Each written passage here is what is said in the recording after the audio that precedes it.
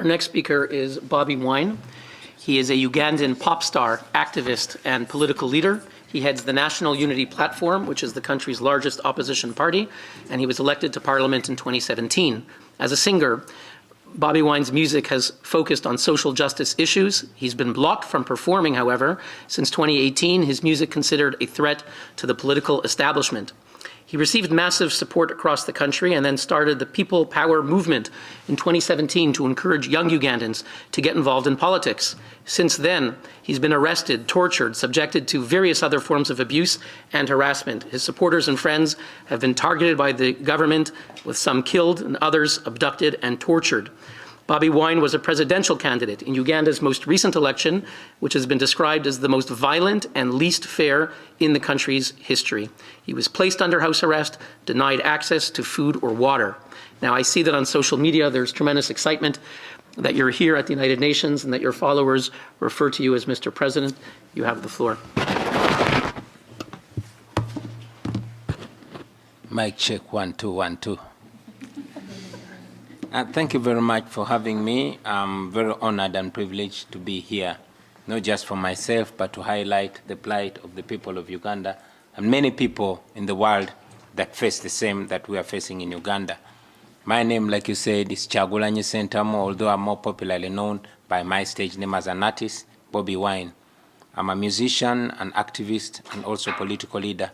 And yes, I challenged General Museveni in the 2021 election, which turned out to be the most violent election, not just in the history of Uganda, but in all elections that I've seen, because I had to campaign with a bulletproof vest and a ballistic helmet.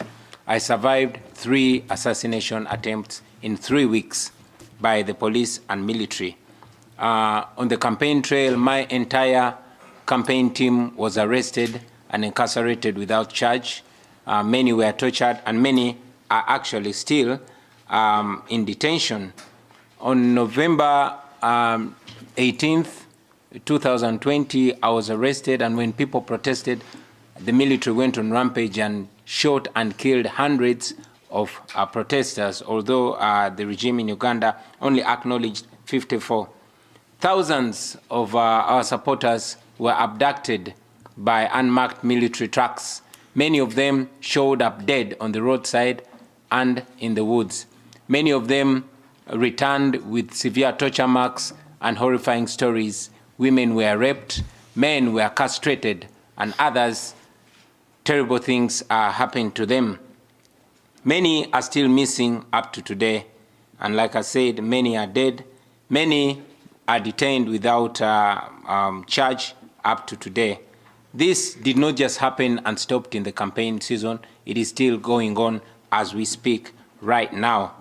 Many political prisoners are held without charge, and this includes 2 members of parliament from my party and a young mother who was taken away and left her breastfeeding baby behind.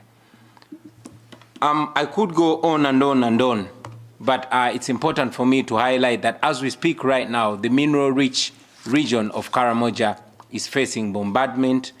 Hundreds of extrajudicial killings are ongoing. Houses are being burnt and women are being raped. All that is because that region supported us overwhelmingly and is facing the wrath of the military, which is commanded by the son of General Museveni.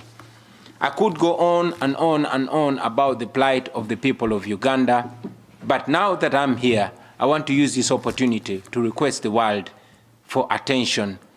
Every time we speak, because we cannot find justice in Uganda by local methods, we tend to highlight our plight to the international community. Although when we do that, General Museveni brands us as agents of the West and agents of colonialism. But I request the world for attention. If we get just a fraction of the attention that other regions get, we believe that would be a healing process for us, ladies and gentlemen. Just like Putin is doing in Ukraine, just like Putin has been tolerated by the international community, General Museveni has been tolerated for far too long. And the detriment of democracy and human rights is the tolerance of the world's democracies for dictators. Just like Putin had